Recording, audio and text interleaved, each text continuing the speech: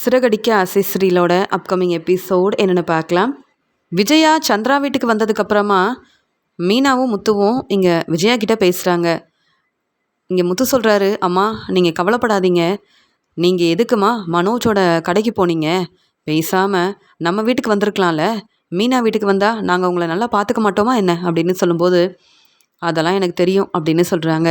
அத்தை, எங்கள் பேச்சை கேட்டு எங்கள் அம்மா வீட்டுக்கு நீங்கள் வருவீங்கன்னு நான் நினைக்கவே இல்லை. ஆனால் நீங்கள் இப்போ எங்கள் வீட்டுக்கு வந்திருக்கீங்க. உங்களை எவ்வளோ நல்லா பார்த்துக்க முடியுமோ அவ்வளோ நல்லா பார்த்துப்போம்.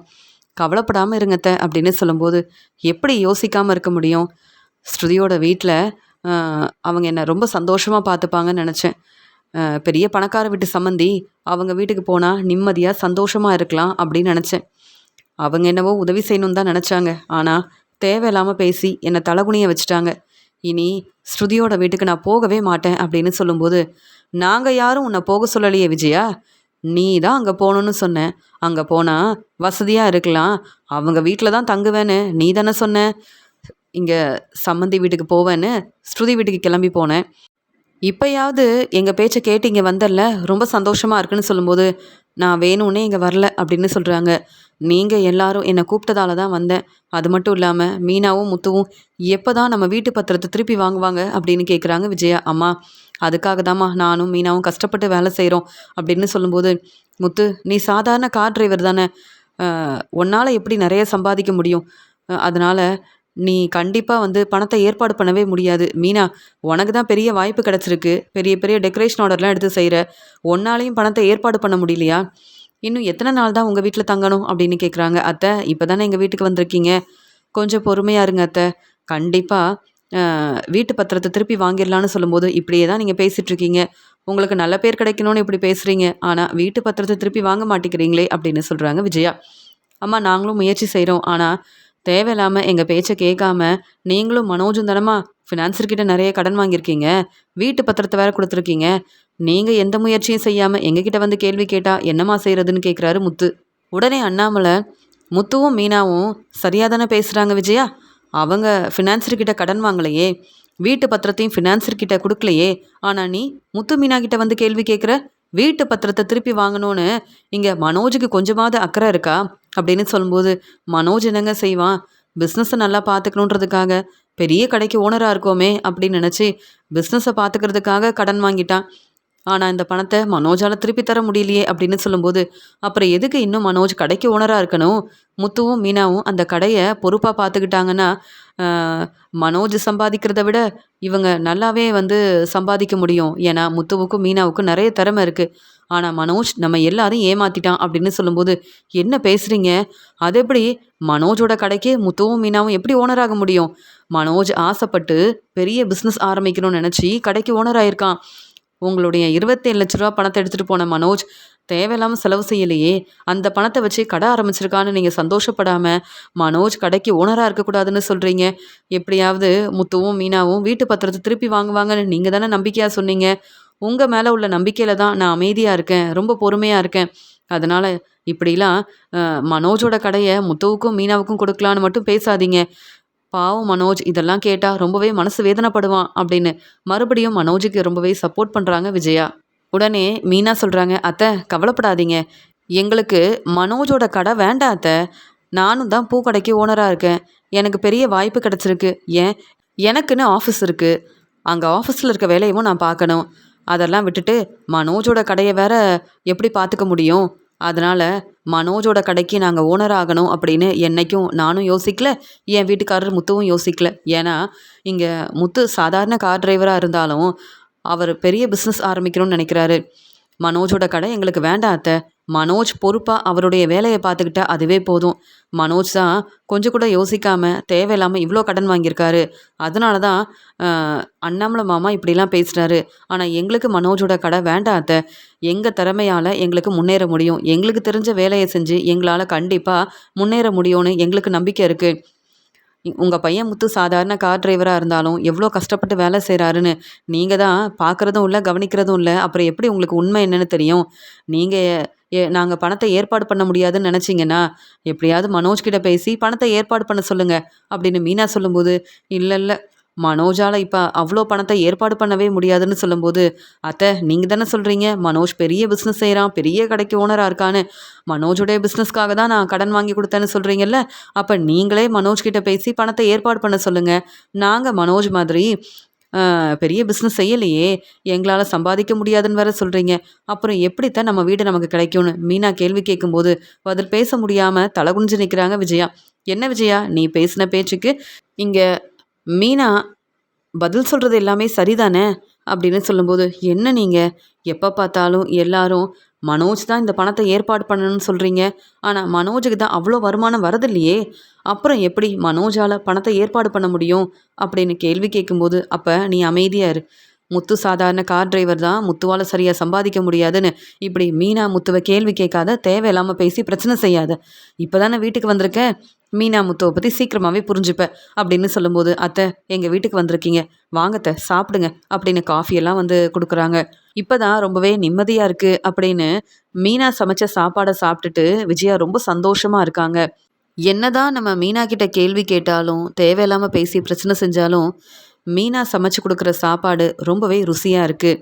இப்பதான் இந்த உண்மைய நானே புரிஞ்சுக்கிட்டேன்.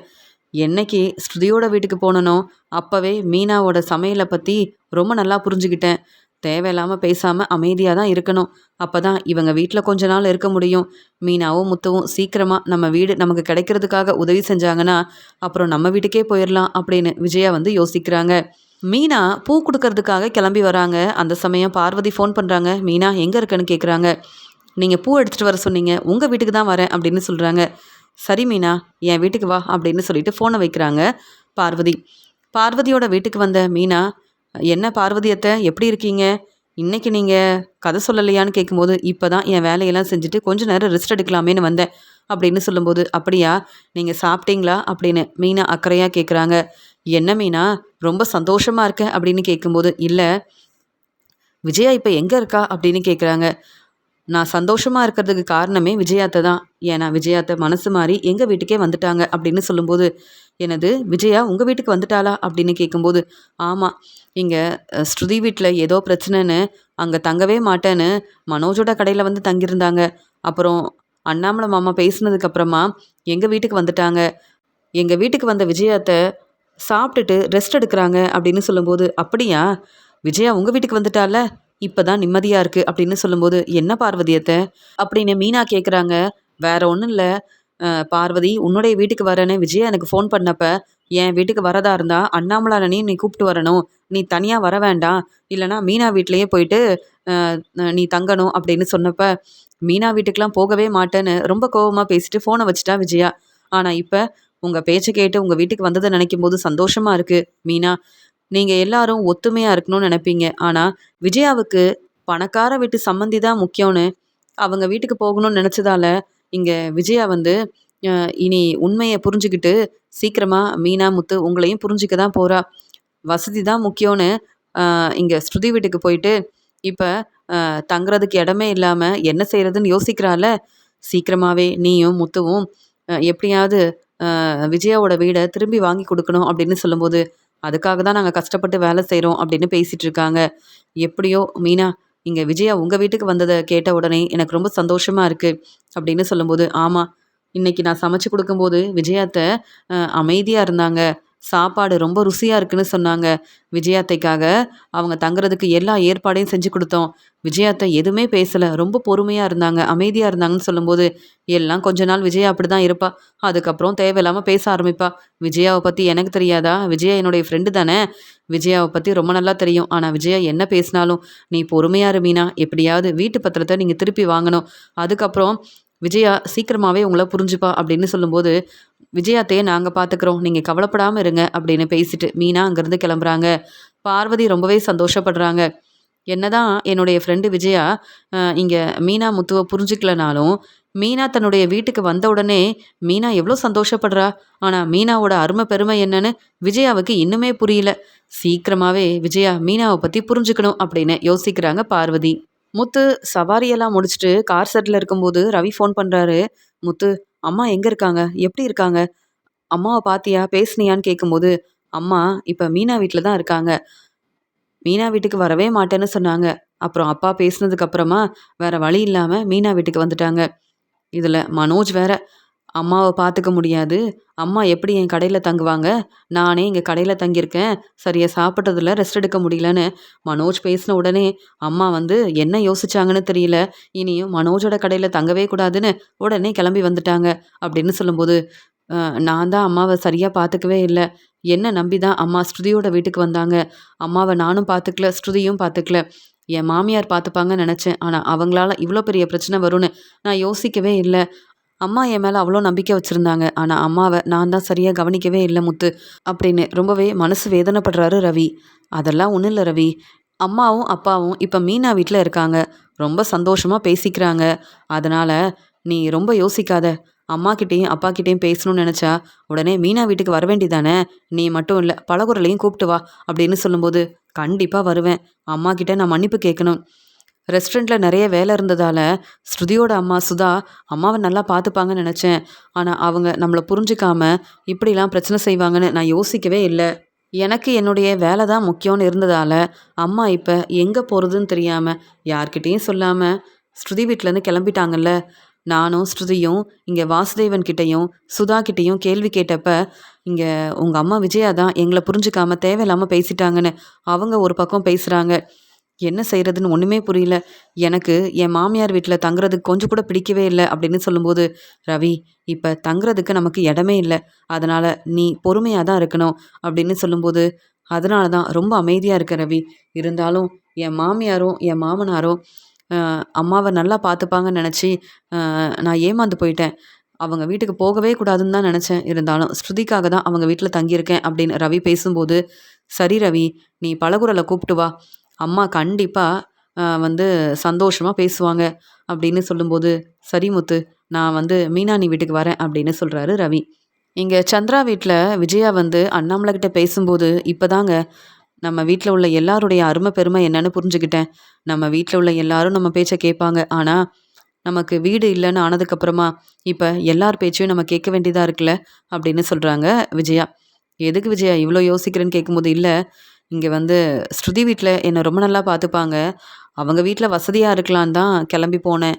ஆனால் சரியாக சாப்பிட முடியாமல் நான் என்ன கேட்டாலும் எங்கள் பேச்சு தான் நீங்கள் கேட்கணும், நாங்கள் சமைச்சு கொடுக்குறத நீங்கள் சாப்பிடணும், கேள்வி கேட்காதீங்கன்னு ஏதாவது ஒன்று பேசிக்கிட்டே இருந்தாங்க அப்படின்னு அங்கே வந்து எதுக்காக விஜயா அவங்க வீட்டிலேருந்து கிளம்பி வந்துட்டாங்கன்ற உண்மையை அண்ணாமலை கிட்ட சொல்கிறாங்க. ரொம்பவே அழ ஆரம்பிக்கிறாங்க விஜயா. விஜயா, எனக்கு வாசுதேவனை பற்றி ரொம்ப நல்லா தெரியும். இங்கே ஸ்ருதிக்கும் ரவிக்கும் கல்யாணம் ஆனதுக்கப்புறமா வாசுதேவன் நம்ம வீட்டுக்கு வரவே இல்லை. என்கிட்ட சரியாக வாசுதேவன் பேசுகிறதும் இல்லை. அதனால தான் அவங்க வீட்டுக்கு எப்படி வர்றதுன்னு யோசித்தேன். மீனா வீட்டுக்கு வந்தால் மீனாவும் முத்துவும் என்னை நல்லா பார்த்துப்பாங்கன்னு ரொம்ப நல்லா தெரியும். அந்த நம்பிக்கையில் இங்கே வந்தேன். அதே மாதிரி நான் சந்தோஷமாக தான் இருக்கேன்.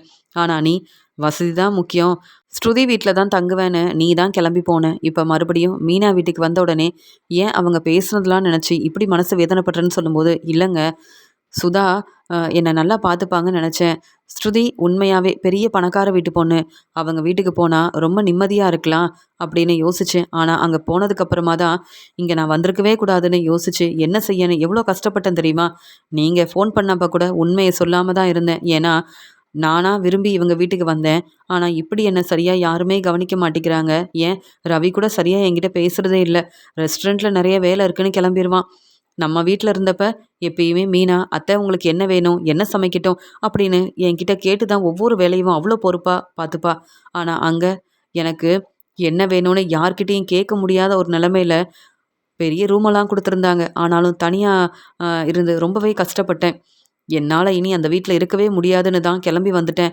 இப்போ தாங்க உங்கள் பேச்சை கேட்டிருக்கணும், உங்கள் பேச்சை கேட்டு மீனா வீட்டுக்கே வந்திருக்கலான்னு இப்போ தான் எனக்கு தோணுது அப்படின்னு சொல்லும்போது, அதான் மீனா வீட்டுக்கு வந்துட்டேன்ல, இவங்க எல்லாரும் நல்லா பார்த்துக்கிறாங்கல்ல, இனியாவது எல்லாரையும் புரிஞ்சுக்க அப்படின்னு சொல்லி பேசிகிட்டு இருக்கும்போது இங்கே ரவி வராரு. அம்மா எப்படிம்மா இருக்கீங்க அப்படின்னு ரவி கேட்கும்போது இங்கே அமைதியாக இருக்காங்க விஜயா. அங்கே வந்த ஸ்ருதி வந்து, அத்தை என்னை மன்னிச்சிருங்க, என் அம்மாவும் என் அப்பாவும் எங்கள் பேச்சை கேட்காம இப்படி தேவையில்லாமல் பிரச்சனை செய்வாங்கன்னு யோசிக்கவே இல்லை. எங்கள் வீட்டில் எப்பயுமே அப்படி தான். ஆனால் நம்ம அப்படி இல்லைன்னு அவங்க புரிஞ்சிக்கவே மாட்டாங்க அப்படின்னு சொல்லும்போது, இதெல்லாம் நான் பெருசாக யோசிக்கவே இல்லை, நான் இங்கேயே தங்கிக்கிறேன் அப்படின்னு சொல்கிறாங்க விஜயா. அத்தை உங்களை நல்லா பார்த்துக்கணுன்னு நினச்சோம். நல்லா பார்த்துப்பேன்னு சொல்லி தான் கூப்பிட்டு போனேன். ஆனா கொஞ்சம் கூட அக்கறையே இல்லாம, எனக்கு வேலை தான் முக்கியம்னு இருந்ததால தான், உங்கள சரியா கவனிக்க முடியல. என்ன மன்னிச்சுருங்க அப்படின்னு ஸ்ருதி சொல்லும்போது, "பரவாயில்லம்மா ஸ்ருதி, அதெல்லாம் ஒண்ணும் இல்ல" அப்படின்னு சொல்றாங்க. "அம்மா, என்ன மன்னிச்சுருங்கம்மா. நீங்க எங்க போனீங்கன்னு தெரியாம, நான் எவ்வளோ மனசு வேதனைப்பட்டேன் தெரியுமா? நீங்க மனோஜோட கடைக்கு போயிருப்பீங்கன்னு முத்து சொன்னதுக்கு அப்புறமா, என்னால பொறுமையா இருக்கவே முடியல. என் அம்மாவ சரியா கவனிக்காம இருந்துட்டேனேன்னு யோசிச்சு, நான் ரொம்ப மனசு வேதனைப்பட்டேன்னு" ரவி வந்து பேசும்போது, "ரவி, நீ ஏன் இவ்வளோ யோசிக்கிற? இப்ப விஜயா மீனா வீட்டுக்கு வந்ததால சந்தோஷமா இருக்கா. அப்பவே என் பேச்ச கேட்டு இங்க வந்திருக்கலாம்." அப்படின்னு சொல்லும்போது, "இல்ல அங்கிள், என் அம்மாவும், அப்பாவும் நல்லா பார்த்துப்பாங்கன்னு நெனச்சேன். ஆனா விஜயா அத்த, என் அம்மாவும், அப்பாவும் தேவையில்லாம பேசி பிரச்சனை செஞ்சதுக்கு நான் உங்ககிட்ட மன்னிப்பு கேட்குறேன்." அப்படின்னு சொல்லும்போது, "இனி உங்க வீட்டுக்கு நான் வரப்போறதில்ல. நீ எதுக்காக மன்னிப்பு கேட்கணும்? பரவால்ல. இப்ப நான் நிம்மதியா, சந்தோஷமா இருக்கேன். எப்படியாவது நம்ம வீடு கிடைக்கணும். அதுக்காக நீங்க எல்லாரும் உதவி செய்யணும், சப்போர்ட் பண்ணணும். அப்பதான் நம்ம வீட்டுக்கு போக முடியும். என்ன இருந்தாலும், இப்ப நம்ம வந்து எங்க போறதுன்னு தெரியாம தானே யோசிக்கிறோம். அதனால ரவி, கொஞ்ச நாள் உன்னுடைய மாமியார் வீட்லயே இரு." அப்படின்னு சொல்லும்போது, "இல்லம்மா, எனக்கு அங்க இருக்க பிடிக்கவே இல்ல. பேசாம நானும் ஸ்ருதியும் நம்ம ரெஸ்டாரண்ட்ல தங்கிக்கலாமா? இல்ல மீனா அண்ணி வீட்டுக்கு வரலாமான்னு எவ்ளோ யோசிக்கிறோம் தெரியுமா?" அப்படின்னு பேசும்போது, "ரவி, உனக்கு அங்க தங்குறதுக்கு சரிதானே? உனக்கு எந்த பிரச்சனையும் இல்லல்ல ரவி. அப்புறம் என்ன? நீ ஏன் கோவப்படுற? விஜயாவ பத்தி யோசிக்க வேண்டாம். விஜயாவே அங்க வரணும்னு நெனச்சு, இப்ப உண்மைய புரிஞ்சுகிட்டு இங்க தேடி வந்ததுனால, நாங்க சந்தோஷமா தான் இருக்கோம். நீங்க கவலைப்படாம இருங்கன்னு" சொல்லும்போது, இங்க விஜயா கிட்ட மன்னிப்பு கேட்டு அழ ஆரம்பிக்கிறாரு ரவி. ஆறுதலா பேசிட்டு இருக்காரு அண்ணாமலை. மறுபடியும் ரோகிணி மனோஜோட கடைக்கு வராங்க. "மனோஜ், என்ன மனோஜ், உங்க அம்மா இங்கேருந்து கிளம்பிட்டாங்களா?" அப்படின்னு கேட்கும்போது, "ஆமா ரோகிணி.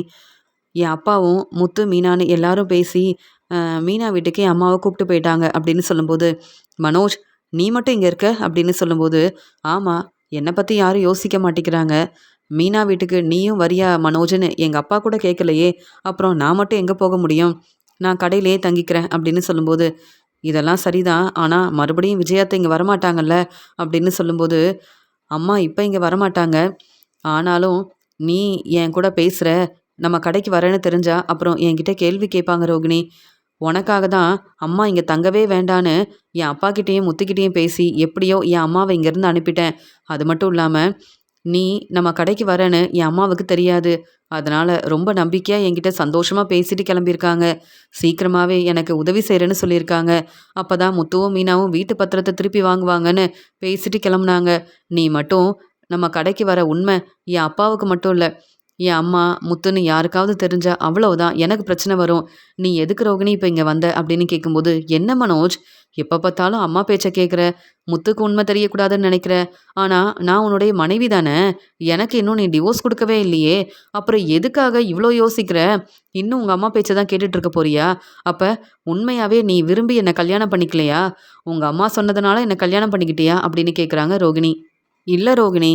உண்மையாவே உன்ன விரும்பி தான் கல்யாணம் பண்ணிக்கிட்டேன். அதனால தான் இப்ப நீ செய்ற உதவியெல்லாம் புரிஞ்சுகிட்டு, உன்ன நான் வந்து ஏத்துக்கிட்டேன்." அப்படின்னு சொல்லும்போது, "அப்புறம் உன்ன பார்க்க நான் எப்ப வேணாலும் கடைக்கு வருவேன். நீ என்கிட்ட கேள்வி கேட்கக்கூடாது. உங்க அம்மாவ பத்தி என்கிட்ட பேசாத. உங்க அம்மா வருவாங்க, இப்படி இங்கேயே தங்குவாங்கன்னு நான் யோசிக்கவே இல்ல. இப்ப தான் உங்க அம்மா இங்க கடையில இல்லையே. ஆனாலும் உங்க அம்மாவ பத்தி தான் பேசிட்டு இருக்க. உங்க அம்மா பேச்ச தான் கேட்பியா? என் பேச்ச என்னைக்கும் கேட்கவே மாட்டியா? அப்ப ரோகிணி நம்ம வீட்டுக்கு மருமகளா வரக்கூடாதுன்னு உங்க அம்மா சொன்ன மாதிரியே என்னைக்குமே அ நீ என்ன மன்னிச்சு ஏத்துக்கவே மாட்டல்ல? இப்படியே தான் நான் கஷ்டப்படணும். ஆனா உனக்கு ஒரு பிரச்சனைன்னா, உதவி செய்ய உங்க வீட்ல யாரும் வரமாட்டாங்க. நான் தான் வந்து நிக்கணும். அப்படிதானே? நான் செஞ்ச உதவியெல்லாம் நெனச்சு பார்த்து, கொஞ்சமாவது என் பக்கம் இருந்து பேசு. எனக்காக பேசணும். எனக்கு நீ சப்போர்ட் பண்ணணும் மனோஜ். ஆனா எப்பயுமே உனக்கு சப்போர்ட் பண்ண மாட்டேங்கிறாங்க உங்க அம்மா. இதுல முத்து, மீனான்னு யாருமே உதவி செய்ய மாட்டேங்கிறாங்க. அவங்கள பத்தி இவ்ளோ யோசிக்கிற?" அப்படின்னு ரோகிணி கேள்விக்கு மேல கேள்வி கேட்கும்போது, "அதெல்லாம் ஒண்ணும் இல்ல. அ எங்க அம்மா வந்து எப்பயுமே என் மேல நெறைய அக்கறை வச்சிருக்காங்க. அதனால தான் யார்கிட்டயும் சொல்லாம அவங்க வீட்டு பத்திரத்த ஃபினான்சர் கிட்ட குடுத்து எனக்காக வந்து நான் நல்லபடியா பிசினஸ் செய்யணும்னு நெறையா வந்து பணம் வாங்கி குடுத்தாங்க. ஆனா இப்ப வீட்டு பத்திரத்த என்னால திருப்பவே முடியலன்னு தெரிஞ்சுக்கிட்டு, என் அம்மா என்கிட்ட கோவப்படல. மீனாவும், முத்துவும் வீட்டு பத்திரத்த திருப்பி வாங்கி தருவாங்கன்னு என்கிட்ட ஆறுதலா பேசியிருக்காங்க. அதான் என் அம்மாவுக்கு சப்போர்ட் பண்றேன், அவங்க பேச்ச கேட்குறேன்னு சொல்லும்போது, நானும் தான் உனக்கு உதவி செஞ்சிருக்கேன், சப்போர்ட் பண்ணியிருக்கேன். இந்த கடை நீ ஆரம்பிக்கிறதுக்கு காரணமே நான் தான். ஆனா இப்ப விஜயாத்த பேசுறது மட்டும்தான் உனக்கு முக்கியமாக இருக்குது. அவங்க செய்கிற உதவியெல்லாம் யோசிச்சு பார்க்குற, என்னை பற்றி யோசிக்க மாட்டேங்கிறல அப்படின்னு கேட்கும்போது, உடனே அந்த சமயம் விஜயா ஃபோன் பண்ணுறாங்க. ரோகிணி, அம்மா ஃபோன் பண்ணுறாங்க ரோகிணி அப்படின்னு பதட்டமாக மனோஜ் வந்து பேசும்போது, நீ இப்போ உங்கள் அம்மா கிட்ட பேச வேண்டாம், ஃபோன் எடுக்க வேண்டாம் அப்படின்னு சொல்கிறாங்க. நான் மட்டும் ஃபோன் எடுத்து பேசலை, எங்கள் அம்மா என் கடைக்கே கிளம்பி வந்துடுவாங்க. மீனா வீட்டில் தான் தங்கியிருக்காங்க. முத்துவும் என் அம்மாவை கடைக்கு கூப்பிட்டு வந்தா என் நிலைமை என்ன ஆகுறது? நீ வேற அப்பப்போ கடைக்கு வர, அப்புறம் எனக்கு தான் பிரச்சனை வரும்.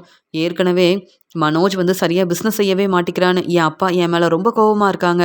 அப்புறம் இந்த கடைக்கு நான் ஓனராக இருக்க முடியாது. பொறுமையா இரு ரோகிணி, என் அம்மா கிட்ட பேசிட்டு வந்துடுறேன் அப்படின்னு அங்கே பேசுறதுக்காக வரும்போது, என்ன மனோஜ் எவ்வளோ நேரம் ஃபோன் பண்ணுறேன், என்ன ஃபோன் எடுத்து பேச மாட்டேங்கிற அப்படின்னு கேட்கும்போது, இல்லைம்மா கடையில் நிறைய வேலை இருந்தது, வேற ஒன்றும் இல்லைம்மா அப்படின்னு சொல்லும்போது, என்ன மனோஜ் சாப்பிட்டியா அப்படின்னு கேட்குறாங்க. எங்கம்மா சாப்பிட்றது, நிறைய வேலை இருக்குன்னு சொன்னேன்ல, அப்புறமா நான் சாப்பிட்டுக்கிறேன். எனக்காக இங்கே என் ஃப்ரெண்டு சந்தோஷ் வந்து சமைக்கிறாரு அப்படின்னு சொல்லும்போது, அப்படியா, இங்கே மீனா வீட்டில் ரொம்ப ருசியாக சாப்பாடெல்லாம் செஞ்சாங்க. அதான் உனக்காக சாப்பாடெல்லாம் எடுத்துகிட்டு வரலாமே நினச்சேன்னு சொல்லும்போது, அம்மா என்னது என் கடைக்கு வரீங்களா? வேண்டாம்மா, நீங்கள் எதுக்குமா கஷ்டப்படணும்? என் கடைக்கெலாம் நீங்கள் வர வேண்டாம். நீங்கள் மீனா வீட்டிலேயே ரெஸ்ட் எடுங்க. எதுக்குமா நீங்கள் என் கடைக்கு வரணும் அப்படின்னு சொல்லும்போது, இல்லை மனோஜ், என்னதான் உன்னுடைய ஃப்ரெண்டு சமைச்சு கொடுத்தாலும் உன்னால் எப்படி அந்த சாப்பாடெல்லாம் சாப்பிட முடியும்? நான் வேணும்னா சாப்பாடு எடுத்துகிட்டு வரட்டுமான்னு கேட்கும்போது, நான் தான் சொல்கிறேன்ல, மீனா வீட்டில் நீங்கள் நிம்மதியாக இருங்கம்மா. நீங்கள் சாப்பிட்டீங்கல்ல அதுவே போதும். நீங்கள் கடை பக்கம் வரவே வேண்டாமா அப்படின்னு சொல்லும்போது, ஏன் நான் எதுக்காக கடை பக்கம் வரக்கூடாது அப்படின்னு கேட்குறாங்க விஜயா. அம்மா நான் சொல்கிறத கேளுங்கம்மா, கேள்விக்கு மேலே கேள்வி கேட்குறீங்கம்மா. நானும் எவ்வளோ தான் யோசிச்சு பதில் சொல்ல முடியும். அம்மா கடையில் நிறைய வேலை இருக்குது, அப்புறமா ஃபோன் பண்ணுறேம்மா அப்படின்னு சொல்லிட்டு ஃபோனை வச்சிடுறாரு மனோஜ். என்ன மனோஜ் ரொம்ப பொறுப்பாக வேலை இருக்குன்னு சொல்கிறான், நான் கடை பக்கமே வரக்கூடாதுன்னு சொல்கிறான், என்னன்னு ஒன்றுமே புரியலையே அப்படின்னு சொல்லும்போது, உடனே அங்கே வந்து அண்ணாமலை சொல்கிறாங்க. என்ன விஜயா, யார்கிட்ட பேசிட்டு இருந்தேன்னு கேட்கும்போது, இல்லைங்க மனோஜ் கிட்ட தான் பேசிட்டு இருந்தேன். எப்படியோ நான் மீனா வீட்டுக்கு வந்துட்டேன். ஆனால் மனோஜ் அங்கே சாப்பிட்டானான்னு தெரியல, அதான் ஃபோன் பண்ணேன்.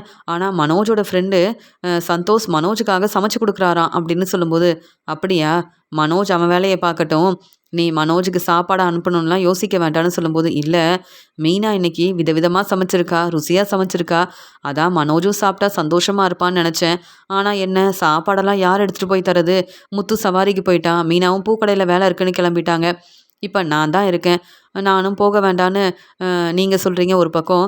மனோஜ் வந்து நீங்கள் கடைக்கு வர வேண்டான்னு வேற சொல்கிறான். சரி, நான் என் வேலையை பார்க்குறேன் அப்படின்னு சொல்லும்போது, அங்கே சத்யா வராரு. இங்கே அண்ணாமலை, என்ன சத்யா வீட்டுக்கு ரொம்ப சீக்கிரமாக வந்துட்டீங்க? இல்லை ரொம்ப நேரம் கழிச்சு தானே வருவ? ஆஃபீஸில் வேலையெல்லாம் செஞ்சிட்டியா அப்படின்னு கேட்கும்போது, ஆமாம் என் வேலையெல்லாம் செஞ்சுட்டு தான் வந்திருக்கேன்னு சொல்கிறாங்க. ஆமாம் நீ எங்கே வேலை பார்க்குற? இல்லை எங்கே வேலை பார்த்தாலும் ஏதாவது பிரச்சனை செய்வியே, இப்போயாவது இந்த கம்பெனியில் சரியாக தான் வேலை பார்க்குறியா அப்படின்னு சொல்லும்போது, என் வேலையை நான் பொறுப்பாக அக்கறையாக தான் பார்க்குறேன்னு சொல்கிறாரு சத்யா. என்ன விஜயா இப்படிலாம் பேசுகிற? நீ அமைதியா இரு விஜயா அப்படின்னு சொல்கிறாரு அண்ணாமலை. இல்லைங்க, என்னுடைய பணத்தை எடுத்தது இந்த சத்யா தானே. இந்த உண்மையை தெரிஞ்சுக்கிட்டு நான் எவ்வளோ கோவப்பட்டேன். ஆனால் மீனாவுக்காகவும் முத்துவுக்காகவும் அப்புறம் நான் எவ்வளோ பொறுமையாக இருந்தேன்.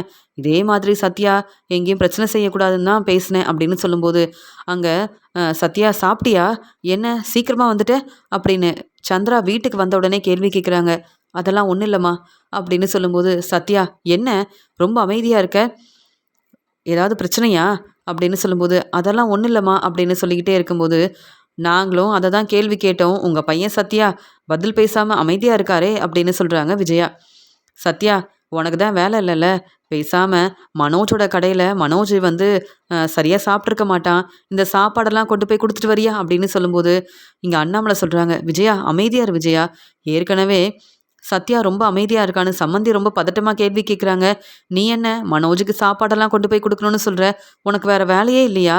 வேணும்னா மனோஜுக்கு நீயே சாப்பாடெல்லாம் எடுத்துகிட்டு போய் கொடு. ஆனால் இங்கே தேவையில்லாமல் சத்யா கிட்டே இப்படிலாம் பேசாதுன்னு சொல்லும்போது, விஜயா யோசிக்கிறாங்க. என்ன சத்யா எப்பயுமே வீட்டுக்கு இப்போ வரமாட்டான், நிறைய வேலை இருக்குன்னு ரொம்ப நேரம் கழிச்சு தானே வருவான்.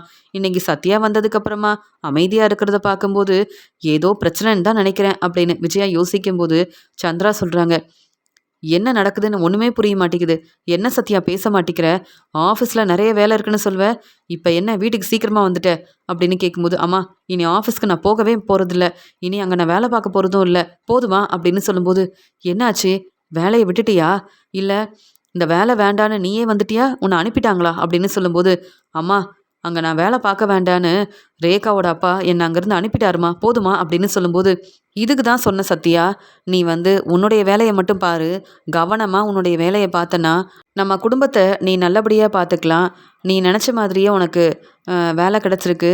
நல்லா சம்பாதிக்கணும் அப்படின்னு நான் எவ்வளவோ சொன்னேன். எங்கள் பேச்சை நீ கேட்கவே இல்லை. இப்போ பார்த்தியா?" அப்படின்னு சொல்லிட்டு கேள்வி கேட்குறாங்க. "அம்மா, நானும் ரேகாவும் ஒருத்தரை ஒருத்தர் விரும்புகிறோன்ற உண்மை அவங்க அப்பாவுக்கு தெரிஞ்சிருச்சு. அதான் ரேகாவோட அப்பா இனி என்னுடைய கம்பெனியில் நீ வேலை பார்க்க வேண்டான்னு என்னை அங்கேருந்து அனுப்பிட்டாரு, போதுமா?" அப்படின்னு சொல்லும்போது, "ஏற்கனவே நானும் சொன்னேன், மீனாவும் சொன்னா. ஆனால் நீ தான் எங்கள் பேச்சை கேட்கவே இல்லையே. உனக்கு உன்னுடைய வாழ்க்கை தான் முக்கியம். நீ நல்லா படிச்சிருக்க, பெரிய வேலைக்கு போகிறேன்னு எல்லார்கிட்டேயும் உன்னை ரொம்பவே பெருமையாக பேசினேன், உன்னை பாராட்டி பேசினேன். இப்போ நீ செஞ்ச இந்த தேவையில்லாத வேலையால் இப்போ இங்கே வேலை பார்க்க வேண்டான்னு ரேகாவோட அப்பா அனுப்பிட்டார்ல, இதெல்லாம் உனக்கு தேவையா? எங்கள் பேச்சை கேட்டிருந்தா இப்படி ஒரு நிலைமை வந்திருக்குமா? எதுக்காக நீ எங்கள் பேச்சை கேட்காம இப்படிலாம் செய்கிறன்னு ஒன்றுமே புரியல. மறுபடியும் வேற வேலை பார்க்கணும்ல, வேற வேலை தேடணுமே. நீ நினைக்கிற மாதிரி இவ்வளோ நல்ல வேலை உனக்கு கிடைக்குமா?" அப்படின்னு சொல்லும்போது, "அம்மா, என்னுடைய திறமைக்கு கண்டிப்பா நான் புதுசா பிஸ்னஸ் ஆரம்பிக்கணும்னு நினைக்கிறேன்னு" சொல்லும்போது, "சத்யா, நீ பிஸ்னஸ் ஆரம்பிக்கணும்னு நினைக்கிற. ஆனா நம்மகிட்ட இப்ப அவ்வளோ பணம் இல்லையே. நீ நல்லா படிச்சிருக்க. இந்த வேலைய ரொம்ப பொறுப்பா பார்த்துக்கணும்னு நானும் மீனாவும் எவ்வளவோ பேசினோம். நீ தான் எங்க பேச்ச கேட்கவே இல்லையே. இப்ப அ வேலையும் இல்லாம இங்க வந்து நிக்கிற" அப்படின்னு சொல்லும்போது, "அம்மா, ஏம்மா இப்படிலாம் கேள்விக்கு மேல கேள்வி கேட்குறீங்க? ஏற்கனவே நான் என்ன செய்யன்னு தெரியாம ரொம்பவே யோசிக்கிறேன்" அப்படின்னு ரொம்பவே மனசு வேதனைப்படுறாரு. இங்க வந்து சத்யா. இங்க விஜயா வந்து, "என்ன சந்திராவும் சத்யாவும் இவ்வளோ நேரம் பேசிட்டு இருக்காங்க. எனக்கு என்னவோ சத்யா இந்த வேலைக்கு போக மாட்டேன்னு தான் சொல்லிட்டு இருக்கான். ஆனா என்னன்னு தெரியலையே. ஒருவேளை சத்யா அங்க வேலை பார்த்த கம்பெனில தேவையில்லாம ஏதாவது பிரச்சனை செஞ்சிருப்பான். அதான் இங்க வேலை செய்ய வேண்டான்னு சத்யாவ அனுப்பிட்டாங்கன்னு நினைக்கிறேன். அதான் சந்திரா ரொம்பவே மனசு வேதனைப்படுறாங்க. அதான் கேள்வி கேட்குறாங்க" அப்படின்னு யோசிக்கிறாங்க விஜயா. உடனே அண்ணாமலை கிட்ட சொல்றாங்க, "பாத்தீங்களா? நான் சொன்னது தான் சரி. இந்த சத்யா எங்க போனாலும் தன்னுடைய வேலைய சரியா பார்க்கவே மாட்டான். பாருங்க, தன்னுடைய கம்பெனில ஏதோ பிரச்சனை செஞ்சுட்டு வந்திருக்கான். அதனால கம்பெனியோட ஓனர் சத்யாவ இனி வேலைக்கு வர வேண்டான்னு அனுப்பிட்டாராம். இந்த சத்யாவுக்கு இதெல்லாம் தேவையா சொல்லுங்க?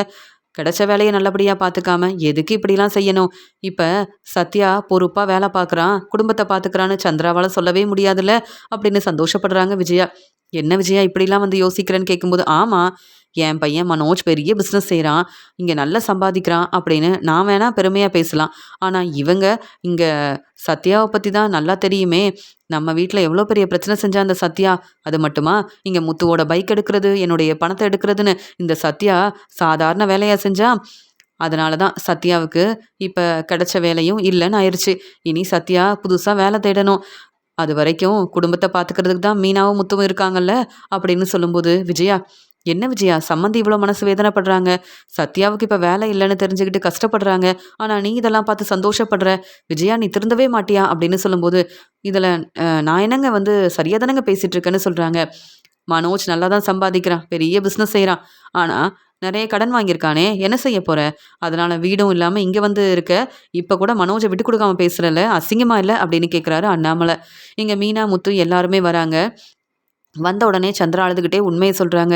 "பாரு மீனா, நம்ம பேச்ச கேட்காம சத்யா செஞ்ச வேலையால இப்ப அங்க கம்பெனியோட ஓனர் சத்யா இனி வேலைக்கு வர வேண்டான்னு சொல்லிட்டாராம்" அப்படின்னு சொல்லும்போது, "சத்யா, அம்மா சொல்றது எல்லாமே உண்மையா? பரவாயில்ல. இனி அங்க நீ வேலைக்கு போகவும் வேண்டாம், ரேகா கிட்ட பேசவும் வேண்டாம். நிம்மதியா வேற வேலைய பார்த்துக்க. அது வரைக்கும் வீட்ல ரெஸ்ட் எடு. அதுவே போதும். நான் தான் சொன்னேன்ல, கண்டிப்பா ரேகாவோட அப்பாவால பிரச்சனை வரும்னு. அதான் உண்மைய தெரிஞ்சுக்கிட்டு நீ வேலைக்கு வர வேண்டான்னு சொல்லிட்டாரு. எங்க பேச்ச நீ கேட்டிருந்தா இப்படி ஒரு பிரச்சனை வந்திருக்காது. நல்ல வேலைக்கு போற, நல்லா சம்பாதிக்கிற, அம்மாவ பார்த்துப்பேன்னு நெனச்சேன். ஆனா உனக்கு உன்னுடைய வாழ்க்கை முக்கியம்னு நெனச்சு எங்கள ஏமாத்திட்டல்ல" அப்படின்னு மீனா பேசும்போது, "அக்கா, என்னக்கா நீயும் இப்படி பேசுறன்னு" சொல்றாரு சத்யா. "அதெல்லாம் ஒண்ணும் இல்ல சத்யா, பார்த்துக்கலாம். உன்னுடைய திறமைக்காக நீ வந்து இத விட பெரிய வேலையில சேர தான் போறன்னு" முத்து மட்டும் ஆறுதலா பேசுறாரு.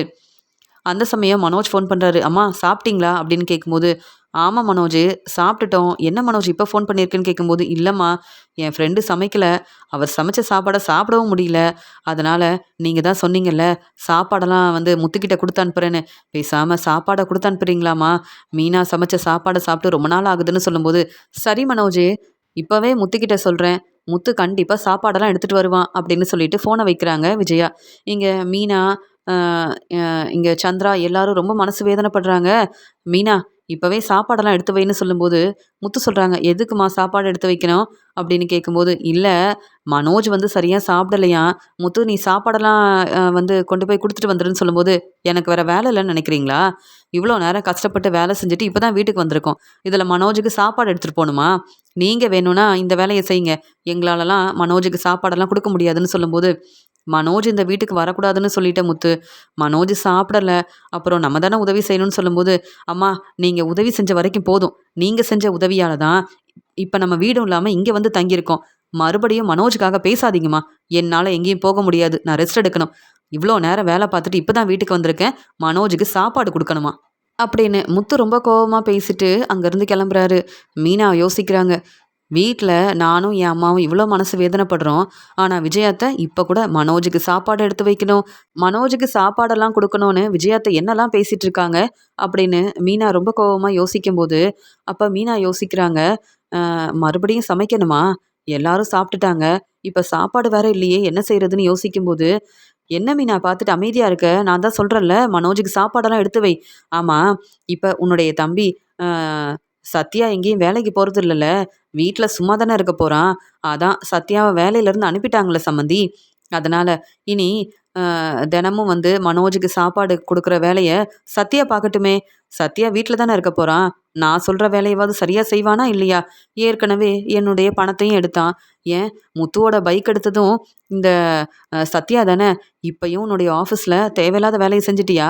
அதனால தான் இனி இந்த கம்பெனி பக்கமே வராதுன்னு உன்னை அனுப்பிட்டாங்களா? எனக்கு தெரியாதா உன்னை பற்றி அப்படின்னு தேவையில்லாமல் பேசுறது மட்டும் இல்லாமல், என்ன சம்மந்தி நீங்கள் எவ்வளோ பெருமையாக பேசுவீங்க.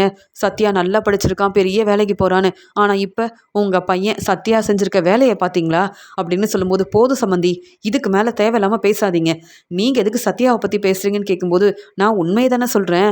நாங்கள் உங்கள் சொந்தக்காரங்க தான். ஆனால் வேணும்னே எங்களையே ஏமாத்துறோன்னு சத்யா நினச்சிருக்கான்ல. அதே மாதிரி ஆஃபீஸ்லேயும் தேவையில்லாத வேலையை செஞ்சுருப்பான். அதனால தான் சத்யா இனி இந்த கம்பெனி பக்கம் வர வேண்டாம், ஆஃபீஸ் வேலையை பார்க்க வேண்டாம்னு அனுப்பிட்டாங்க. ஆனால் இனியாவது சத்யாவுக்கு நல்ல வேலை கிடைக்குமா சம்மந்தி? நீங்கள் தான் யோசிக்கிறீங்க. மீனாவுக்கு வசதியான ஒரு வீட்டில் மீனா மருமகளாக இருக்கா. முத்துவுக்கு கல்யாணம் பண்ணி வச்சிட்டோம். இங்கே சீதாவும் நினச்ச மாதிரியே ஆம், வந்து அருணை விரும்பி கல்யாணம் பண்ணிக்கிட்டா. இப்படி நீங்கள் நினச்ச மாதிரியே உங்கள் பொண்ணுங்க எல்லாரும் சந்தோஷமாக இருக்கிறாங்க. அதே மாதிரி சத்யாவுக்கும் நல்ல வேலை கிடச்சிருச்சுன்னு சந்தோஷப்பட்டீங்கல்ல.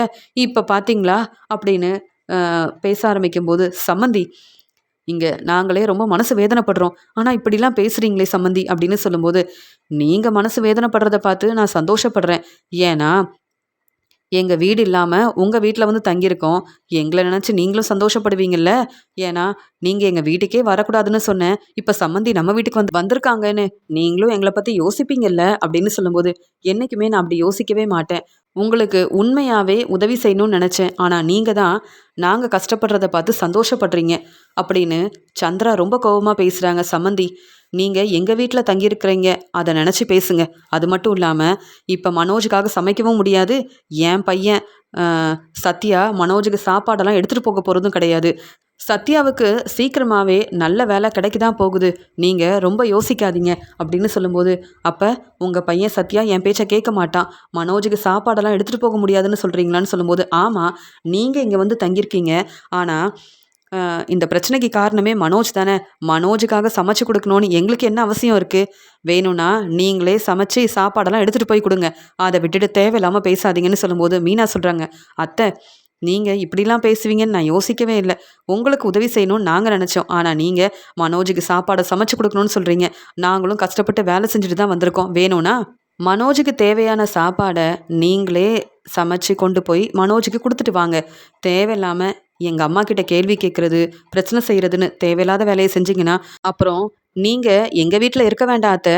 மறுபடியும் மனோஜோட கடைக்கே நீங்கள் போகலாமே அப்படின்னு நானும் பேச வேண்டியதாக இருக்கும். இவ்வளோ நேரம் நீங்கள் எங்களை புரிஞ்சுக்காமல் பேசியிருக்கீங்க. அதனால் நானும் போனா போதுன்னு அமைதியாக இருக்கேன் அப்படின்னு மீனா ரொம்ப கோபமாக பேசும்போது, சந்திரா சொல்கிறாங்க, சம்மந்தி உங்கள் பையன் மனோஜ் தான் சரியாக தன்னுடைய வேலையை செய்யாமல் இப்போ நிறைய கடன் வாங்கினதால இப்போ உங்கள் வீடும் இல்லாமல் எங்கள் வீட்டில் வந்து தங்கியிருக்கீங்க.